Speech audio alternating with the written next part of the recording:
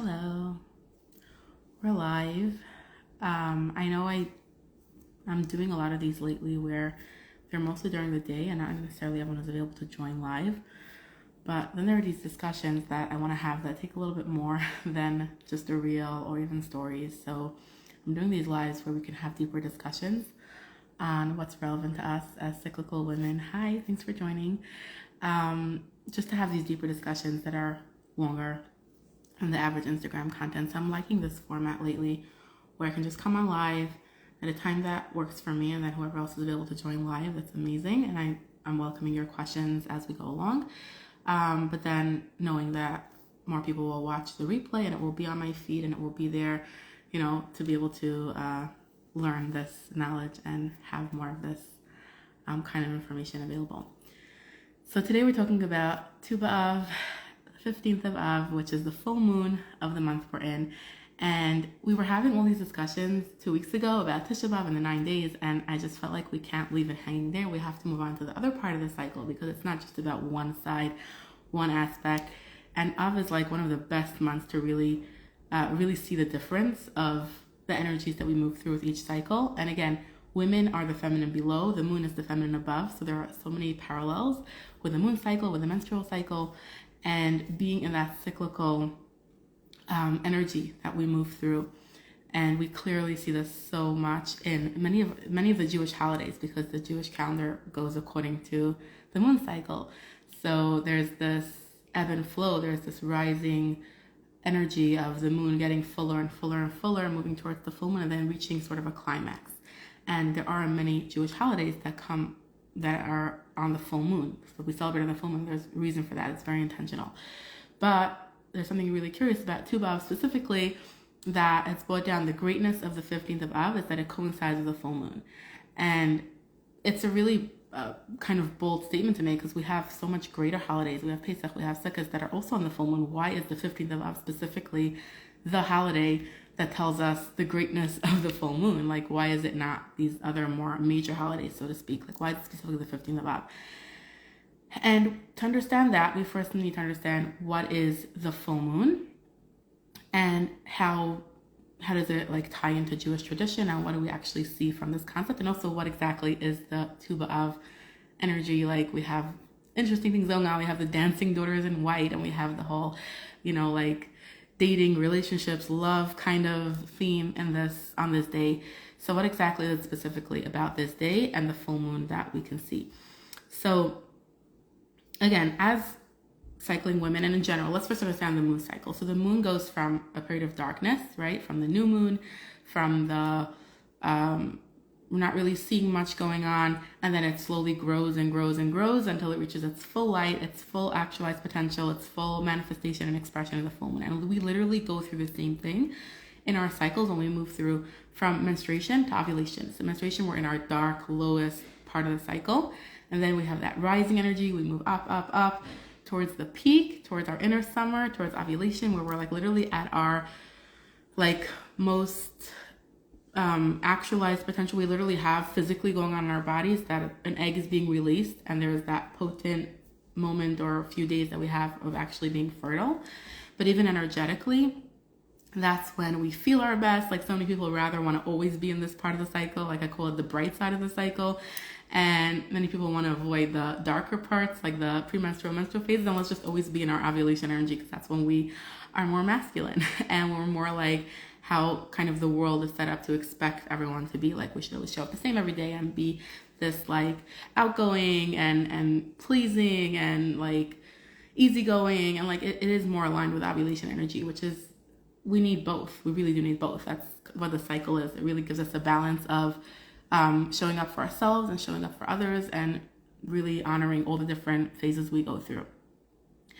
But in terms of this specific full moon that we're presently in, right? So before we go into that, there are other really great examples of this new moon to full moon shift. And I think the 3 best months that we have this every month is literally the same pattern.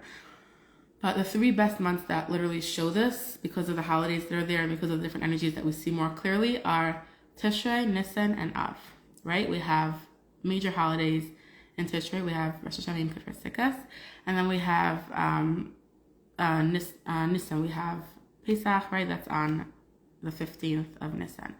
So we have full moons. We have full moon energy in both of these, and also we have the transition of new moon to full moon. Think about Tishrei. We come into the month. We start with crowning Hashem's glory. We start with crowning Hashem as our king. But at the same time, there's also more of an introspective, self-reflection kind of space, right? It's like the first 10 days of Tishrei is Rosh Hashanah and Kippur, and we're like more inner self-reflection, more in that like inner reflection, introspection stage. We're not in that full celebration, full manifestation kind of energy of the full moon, because it's not the full moon yet.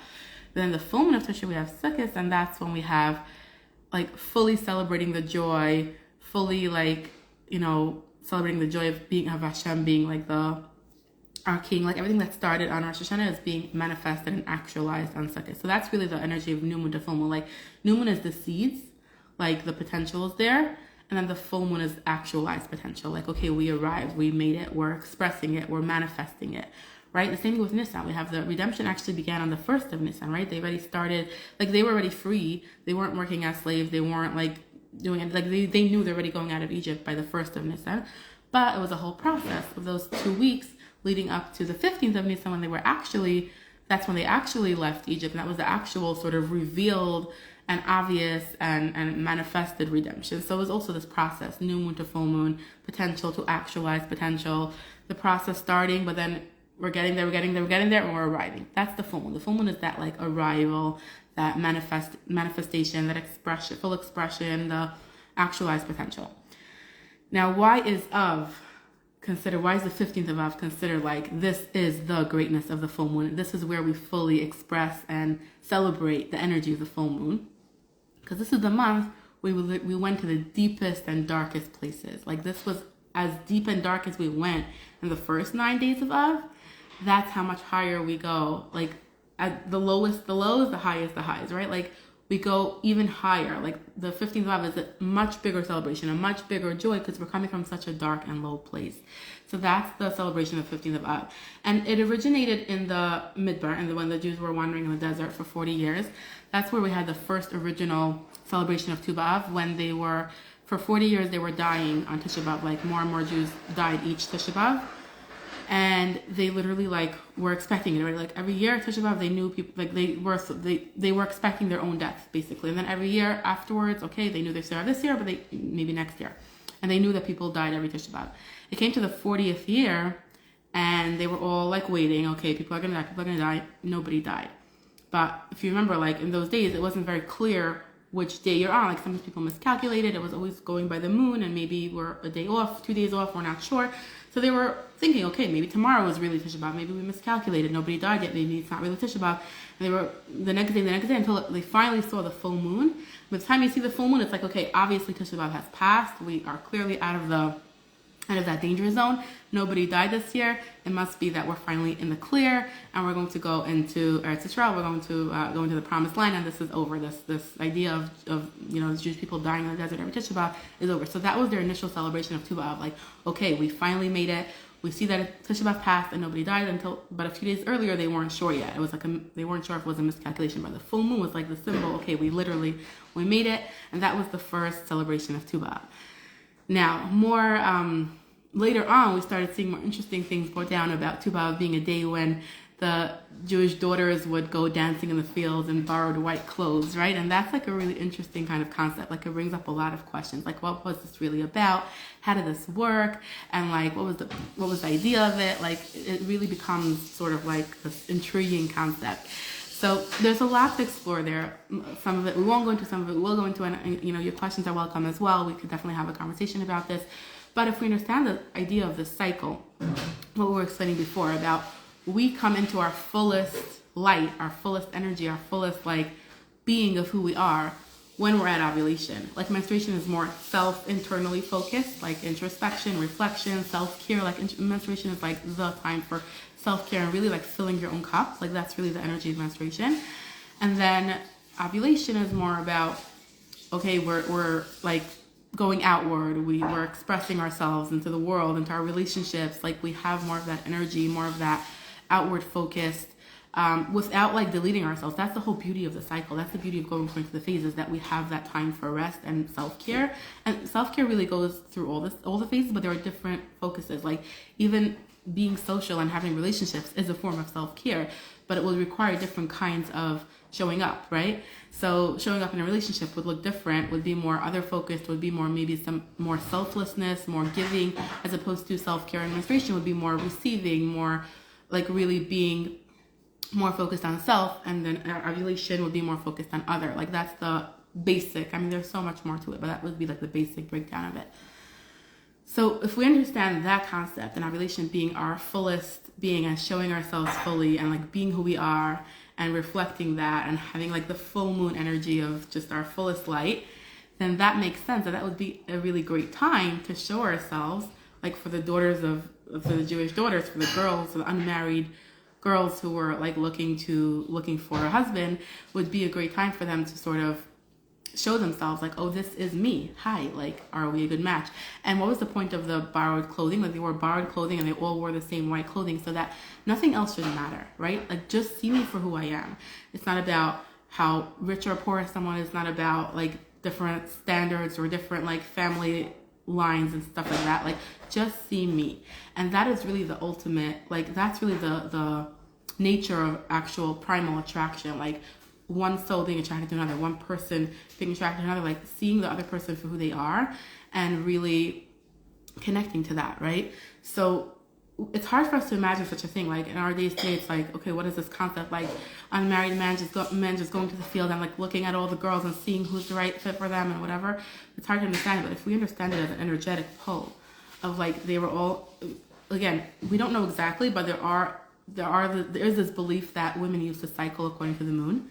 So if we take that concept and say, okay, so they were all mostly ovulating in that on Tu B'Av, right? And it was under the full moon, and they were all dancing in white, borrowed clothing. So nothing else differentiated them except for literally their beingness, being who they are, like shining their brightest and differentiating that way. So it wasn't that, oh, they were all the same because they're all wearing the same white clothing. It was, wait, your neshama is shining through, your light is shining through, your soul is shining through, and we connect to that. So it's hard to understand fully, like the whole concept, but I think cyclical wisdom and like the energies of our cycle really helps us understand this in a whole new light.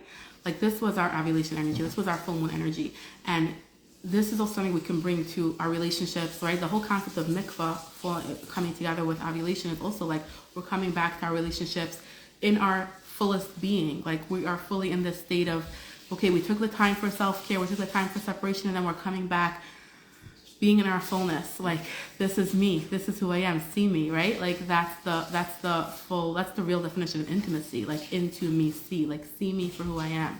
And that's ovulation, when we're fully projecting that fullness of being.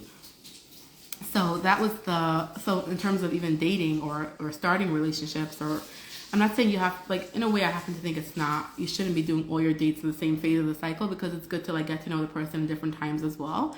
But in terms of like what energy you bring to the relationship, what energy you bring to the table when you're in ovulation, it's that's your like your bright side of the cycle, your fullness, like your, you know, your full energy, your full like you're not like bogged down maybe by your period or by other stuff. And again, there's always things happening in life, not everything's about the cycle, but in terms of your energy of the cycle, this is your high point, this is your peak, right?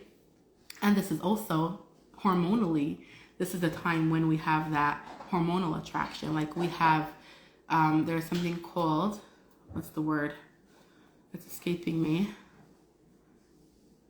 I'm not remembering the word. There's a word for literally like the physical, like it's a subconscious attraction. It's not something we think of consciously, but hormonally we have that like physical, like chemistry kind of more openly, more obviously happening in the ovulation phase, where those, I forgot the word. It's really getting me nervous now. I can't remember that word.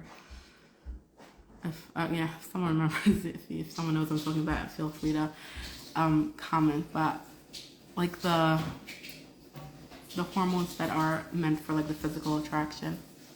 Okay, I forgot.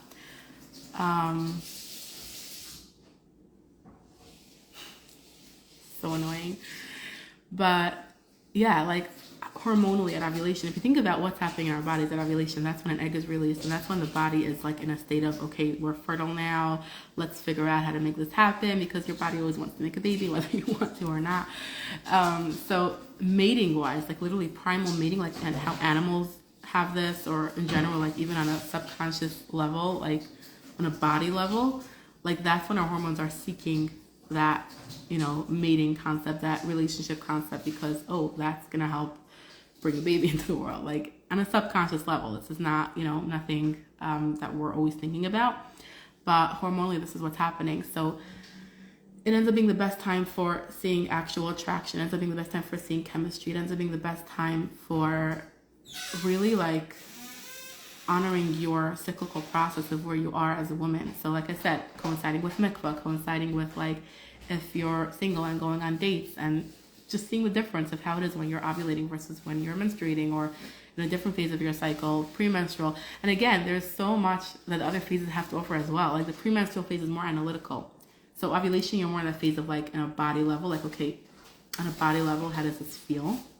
And then premenstrually, it's more analytical, like, wait, is this right for me? Let me think this through. Like that's actually more a skill that we have in the premenstrual phase more potently. So our cycle can guide us through all of this, through any life decisions, not just dating, but like any big life decisions. We can go through our cycle, and it can guide us through in different ways. But in terms of what our hormones are doing at this point, and how it reflects the full moon, and how the 15th of Av was really this like manifestation of, okay, let's bring the girls together in this time when they're fully shining their essence and their soul is coming through, and there's this physical chemistry available, and then seeing who can be the right match for whom. So that's Tu B'Av, that's the 15th of Av, how it ties in cyclically, hormonally, in different ways with the full moon. And this is why Tu B'Av is the holiday that fully reflects the essence of the full moon. It fully reflects the feminine essence of how we women go through the cyclical process. We talk a lot about Rosh Chodesh being a woman's holiday because of the menstruation energy and the new moon energy, but we don't talk a lot about the full moon, and this is literally what's being expressed in the holiday of Tu B'Av, mostly, more than the other full moons as we discussed, but mostly in Tu B'Av, because we went from the lowest low and really like being fully immersed in that darkness. And we spoke about this a lot, the gifts that we have there that we don't see often because we just want to shut out the darkness, but there's so much for us there. You can go back. We did a live on that 2 weeks ago on Rosh Chodesh Av. We also had a whole workshop on Nida around that. But in terms of the other half of the cycle, like, yeah, there are so much. So because we had the lowest low, we have like even a more potent full moon energy this month, and a more potent, description of how this relates to our ovulation energy, and how this relates to the whole business of relationships and what that means. And even beyond relationships, like this is the fullest expression of who we are. So this can be creatively, right? This can be like even work-wise, like business-wise. Like sometimes people would give like a really great presentation when they're ovulating, or like do networking, or different kinds of relationships. They need to like be, why am I losing my words today? Like that's actually like there's a whole process of cycle syncing according to your business and your work. That's a whole other topic, but it really is so powerful in terms of other creative aspects of your life.